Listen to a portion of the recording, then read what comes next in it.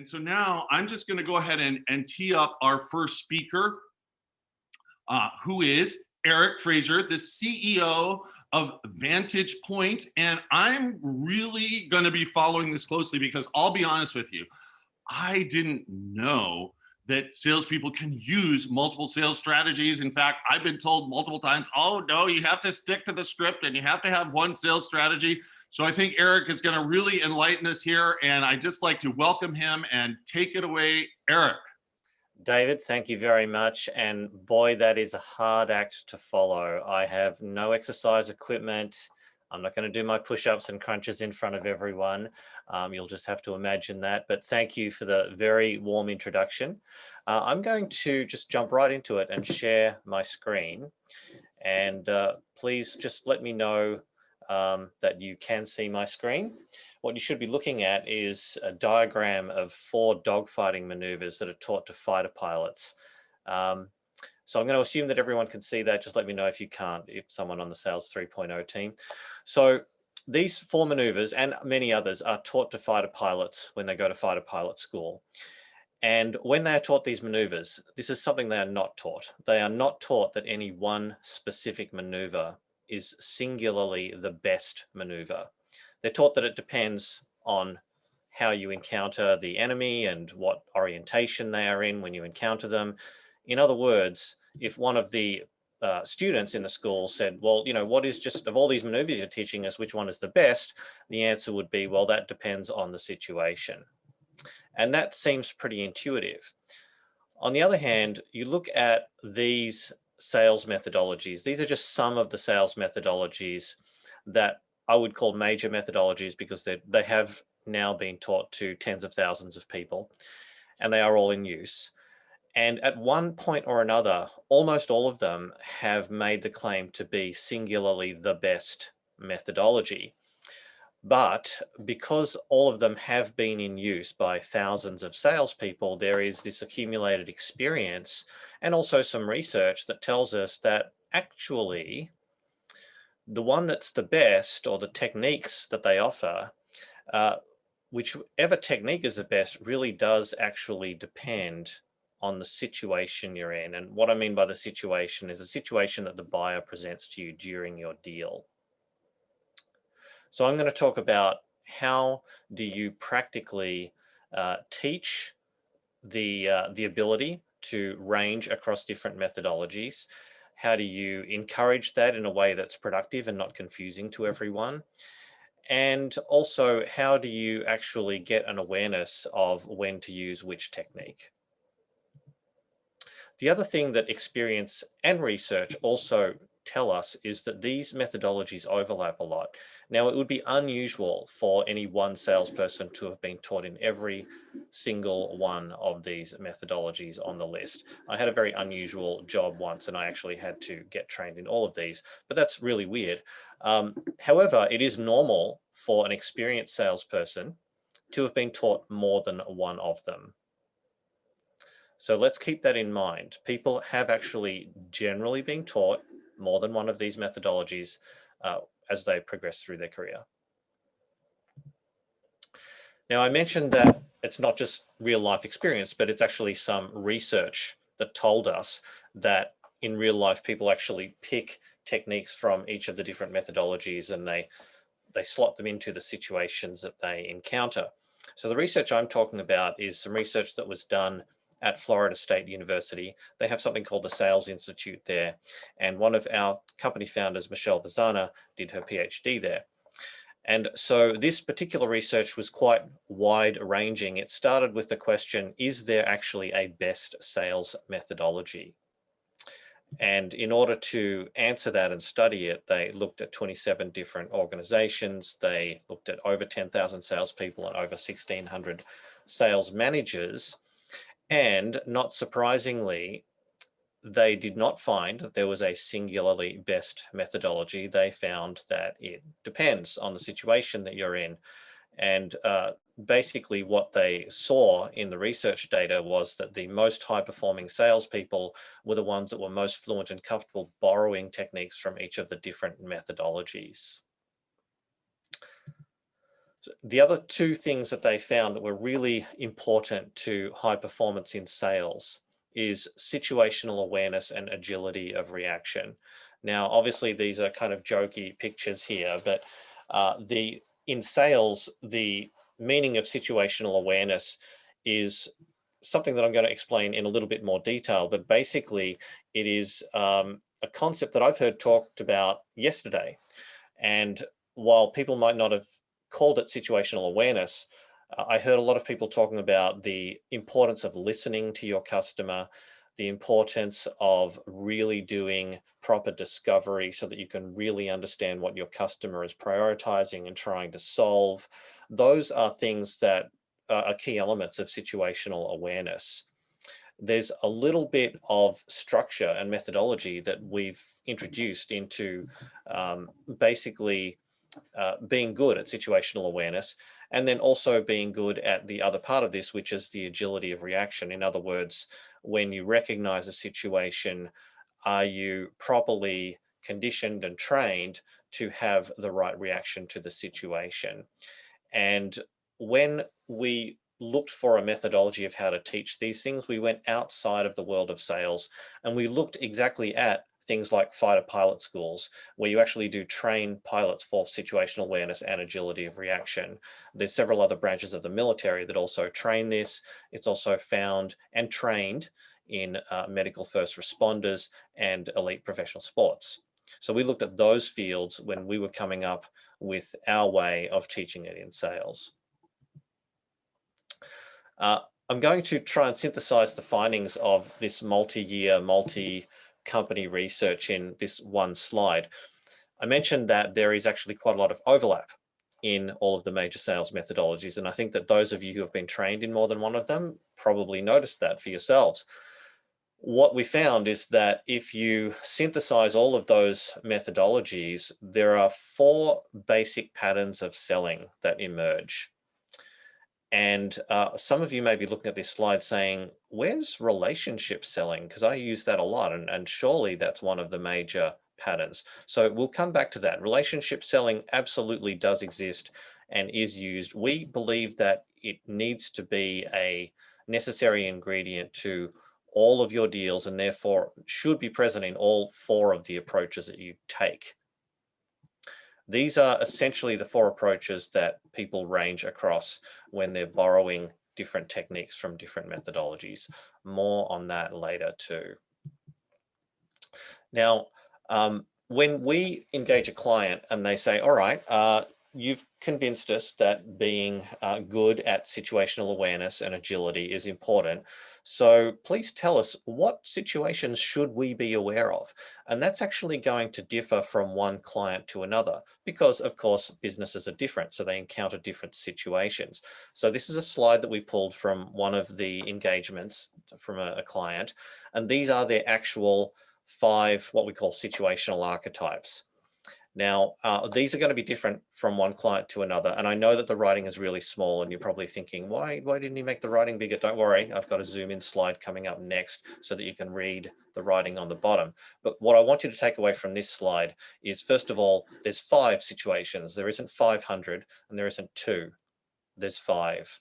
And they've got these names here, which we gave them, right? So we came up with the names, but the data that makes these shapes of the situations, that comes from a machine learning instrument that we use. More on that later too. Now, why are there 5? Are there always 5? No, there's typically between 4 and 6, and there's a statistical reason for that, but there's also a practical reason, which is that if you try to teach people to be aware of more than 6 situations, it's frankly a little bit too much. And if you're teaching them only 3, then you're probably missing at least one fairly large recurring situation that comes up in their real life deals. So again, different for every client, usually between 4 and 6. So let's zoom in a little bit so that you can read the writing on the bottom. This is really important. So these are what we call dimensions of the situation. Now, when we run our machine learning instrument, we're actually looking at over 20 dimensions, but not all of those dimensions are equally important for every customer. every client. So for this particular client, these happened to be the important dimensions which characterize the situations they're in. So let's look at, for example, this particular situation is where there is an embedded competitor and their client, so our client's client, is very comfortable with the embedded competitor. So for example, they are a little bit open to change. They're averagely open to change. They've got a high level of technical expertise. There is no champion for our client present in the account, and they're very focused on cost. And they basically don't think there's a problem right now. So there's no reason to change from the embedded competitor. Okay, so the dimensions change depending on the client. The situations absolutely change depending on the client. So coming back to the question of when our client says to us, okay, so you've convinced us that situational awareness is important, tell us what are the situations we should be aware of. That's an answer that's different for every client. What we then do also is we say, okay, given that these are your 5 situational archetypes, we're also going to tell you which of the basic 4 approaches is most successful for you historically for these situations. So in this particular case, when you've got the comfortable with competitor situation, the basic approach that is most successful for that particular client has been the financial approach. So in other words, for this client, the way that they got their client to consider moving was essentially to present a financial argument.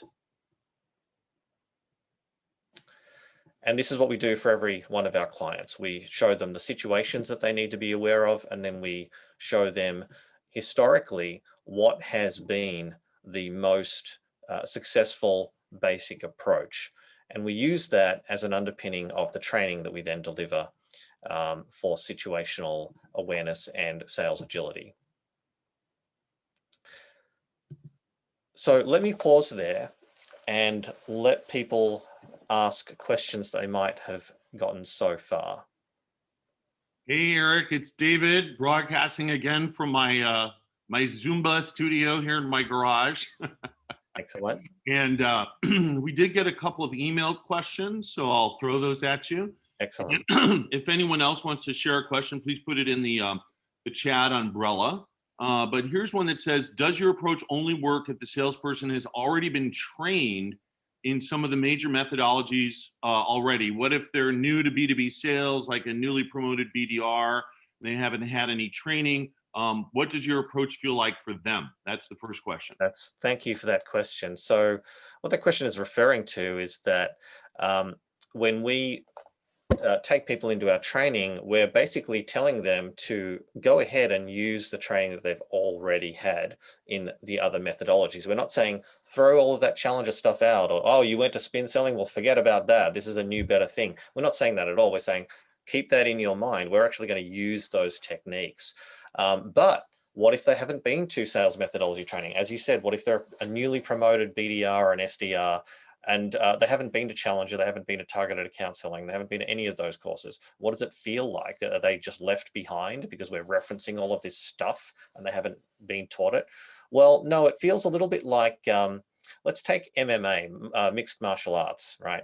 So if you've never done any martial arts, and you go to an introductory mixed martial arts course, what you're actually learning is mostly Brazilian Jiu-Jitsu and Thai kickboxing. They are the dominant styles in modern mixed martial arts. You'll also learn a little bit of classic boxing, a little bit of classic wrestling, but they're not telling you that in most introductory classes. They're just saying, this is mixed martial arts. And so what it feels like is you're essentially being introduced to these techniques. They're not necessarily being labeled as, oh, that's Brazilian Jiu-Jitsu, this is boxing. You're just being introduced to mixed martial arts. And so you're going from zero knowledge of those specific fighting styles to an introductory level of knowledge. And that's what our training course would feel like for someone who's gone to absolutely no methodology training before, and suddenly they're being taught about these techniques like, okay, this is a disruptive technique. Well, they might not have been to Challenger, right? But they're basically getting an introduction to this key Challenger concept. So it essentially feels like an introduction to multiple methodologies without it being confusingly labeled as such.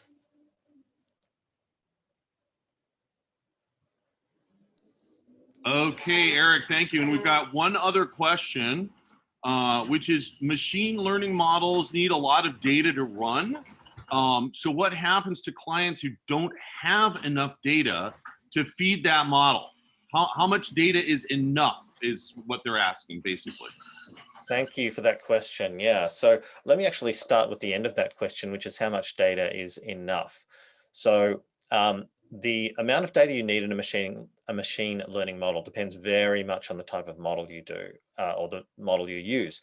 And so we've very deliberately chosen one that doesn't necessarily need a ton of data, but it does need a significant amount of data. If you have less than 50 salespeople, 50 individual contributors, it's going to be a little difficult for the machine learning model to produce results that I would call mathematically credible. So in other words, if you're a client that has only 10 salespeople, we do have an offering for those clients, but it is not based on the machine learning output. So instead, we still address the concepts of situational awareness and agility of reaction.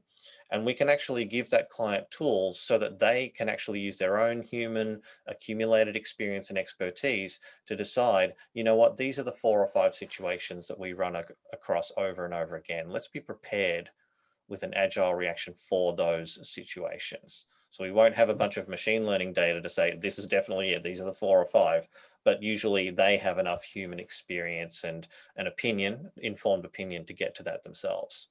But if you have less than 50 sellers, it's not a black and white thing, by the way. It's not like, under 50, definitely nothing we have.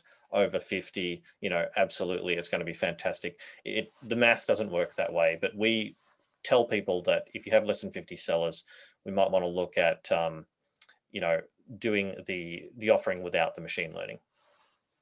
Terrific. Okay, great. Thank you. And then we've got one last attendee question from the Brella.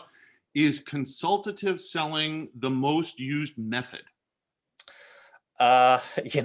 It's no. The short answer is no. I think that when you hear the word consultative selling, you are immediately prompted or tempted to think of things like really good discovery, concern for your client's priorities, really learning what those priorities are, being comprehensive about making sure that you match your solution to the client's priorities. And of course, those are always really good things to do, regardless of the situation.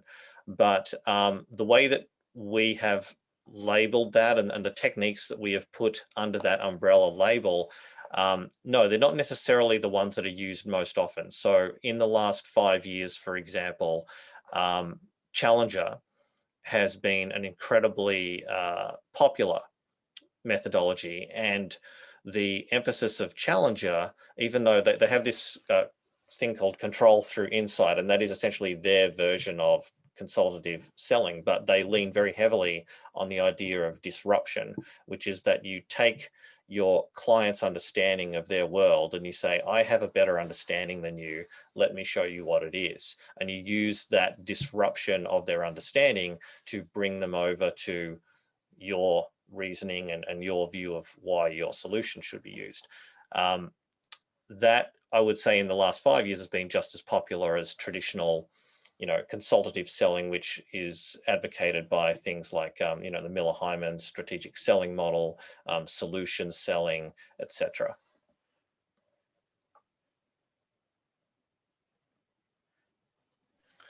Okay, great. That's all the questions for now, Okay, Eric. Thank you. great. Thank you.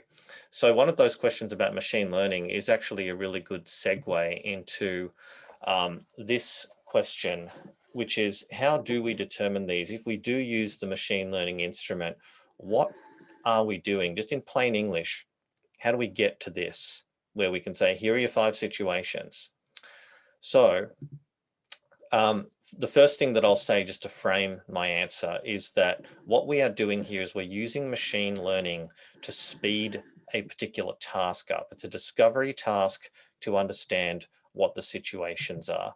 Now, you can get to this without any machine learning at all. You could send a team of consultants into your clients do a bunch of interviews with really smart people, your clients, and you could get to an understanding of what their situations are. If you have a machine learning instrument and you have good enough data, you can just get to that position faster. So the machine speeds things up. It does not displace the smart person as the executive decision maker and the controller of their deal.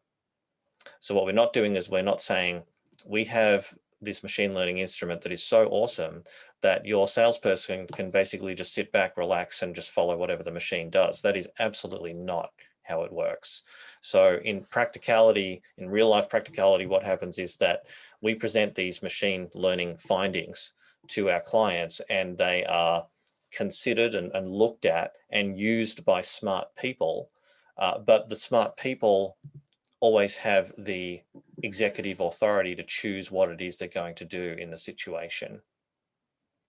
There's also the important fact that we call these situational archetypes because if you look at the day-to-day real life of a salesperson at a granular enough level, they've got way more than 5 situations that they encounter. You could say they encounter 100 situations a day. Now, there's really no point in modeling 100 situations. That's not very helpful for a machine learning tool to do. So instead, they group or cluster the situations together into similar situations. And they say, of all of the individual situations that you encounter, they tend to cluster together in these 5 similar situational archetypes. And that's what we want people to be aware of. And that's what we put into our deliverables. This is a very standard definition of what machine learning is. So this is a term that's thrown around a lot. So we wanted to show you a specific definition of what it is. And I think you're going to be getting a copy of these slides, or they'll be made available to you. So I won't make you read it now, but I wanted to also show you this graphic. So machine learning is a branch of AI. There are basically 6 branches of AI. We don't use any of the other branches, we use machine learning. Then if you look at machine learning, there are these areas of machine learning.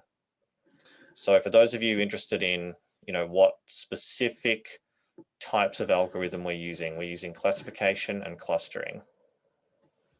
Okay, and why we're doing that is we are, again, trying to take something that is really hundreds and hundreds of different situations if you look at them at a detailed enough level. But we're trying to group them together saying, okay, yes, we know there's really 100 situations or even hundreds of situations that you encounter every month. But we've got to group those together into like things. We've got to cluster them together to be helpful in telling you, of all of the situations you run into, there's really 5, very similar clusters of situations. And that's really what you should be aware of and what you should have a prepared response for. So the last slide I want to show you is this one. Now, by the way, I really love Tokyo. It's a city that's still part of my soul. I lived and worked there for a while, and I'm sure that I must have spent a previous life there or something. But here's something that I really did not enjoy about it, which is the morning commute. And I'm showing you this slide because when we train people for sales agility, the ability to fluently move between different techniques from different methodologies and use them in real life, we're very careful to avoid this effect here, where the train is like your head at a training course. And the people are like the techniques and the new ideas and the new theories that you're being presented with. And once you've gone through, more than one sales methodology class, sometimes it feels like your head is already full, right? So then you go to another class and they say, hey, we've got some more methodology techniques to teach you. And it sometimes feels like this. It feels like, why on earth are you trying to put more stuff in my head? You already sent me to 2 classes. Now, usually it's not the same employer, by the way. Usually what happens is employer 1 teaches you, for example, targeted account selling. You go to employer 2, they use Medic, so they teach you that. You go to employer 3, they use Challenger, they teach you that. This is where you start to feel like the full train. Okay, so what we do is, instead of putting more stuff in the train, we say, all right, look, let's use what's already in the train. Okay, there's a lot of really useful techniques in here. We're not going to tell you to forget about Challenger or forget about targeted account selling. We're actually going to tell you to use some of the techniques you've been trained in. And for those who haven't been to that training, we're going to give them an introduction to what those techniques are. So I think it's very important, and it's a responsibility of any sales training organization to ask themselves if the experience they're giving their people, their clients, is this, or is it something a little more practical, a little better than this? And that's something very important to us too. The end effect, of course, is that we want salespeople who come to us for help to be fluent, to be able to choose the right maneuver, essentially, for the situation that they encounter. We want them to be aware of the situations that they are going to encounter, and we want them to already have information to say, you know what, I know that when I encounter this situation, that this is a very helpful maneuver. This tends to work. Now, I still have the ability to choose what I want to do in the moment because I'm the human, I'm in charge, right? But at least now I know that, over the body of real life encounters where this has happened to other people, this maneuver seems to work pretty well. That's a good information, a piece of information for me to know when I make my decision. And that's really what we're trying to give to our clients, is very good information for them to make the best executive decisions for the situations that they encounter. Happy to answer any questions, address any comments on anything you've seen here, or really anything about the methodologies as well that I referenced. Hey, Eric. Yeah, we have another question here coming in, Umbrella. Will human salespeople still be involved in selling in the future? I love that. Oh, very much, very much. So this is actually one of my favorite topics. So as you may have gathered, I am a little bit of a math nerd. And so I believe very much in the power of things like good machine learning models. And, every time you go onto Amazon, you are essentially submitting yourself to being guided by some very sophisticated machine learning. And even if you use, a lot of the current crop of sales technologies like Clary, for example, or, some of the conversational intelligence tools like Gong, they all use AI and machine learning, but they are not displacing you, right? So you wouldn't trust, a Gong report to be the actual coach. You would still give the Gong data to, a sales manager and let that sales manager do the coaching. There's always going to be, well, not always, actually. That's an absolute word that I probably shouldn't use. But for the foreseeable future, there's always going to be a role for people, because it's actually people making the buying decisions. And so that's something that the psychological and emotional process that a buyer goes through, from starting with, I don't know you and I don't know how you're relevant to me, to the point where they say, yeah, let's do business. This is something I want to do. I want to do business with you using your solution. That journey has to happen at human speed. It can't happen in 30 seconds, no matter what computers are involved, because it's an emotional and psychological journey. And therefore, the best person, the best agent to curate that journey from the selling side is also a person. It's not a machine. Yeah, so, and actually, there's a comment from the audience. I'm not at all surprised that supports what you're just saying, Eric. Trust is number one in selling. 90% of people buy on trust. There will always be human interaction in sales. Been right. So since time began. Agreed. So, buying and selling is a human interaction, and people like to have a person on the other side of the transaction. And that's true for both buyers and sellers. So just like buyers, they need a psychological and emotional sense of safety and trust. And for that, right now, it still means that you want a person on the other side of the transaction. And I think that's also true of sellers. So if you told salespeople you will no longer be dealing with human buyers, you'll be dealing with machines. So you have to convince the machine. I don't think that many sellers would find that to be a happier world than selling to actual people. Great. Awesome. Well, Eric, thank you so much for a very, very insightful, very This stuff is all new to me. This machine learning stuff, it's quite an update for me. So I really, really appreciate it.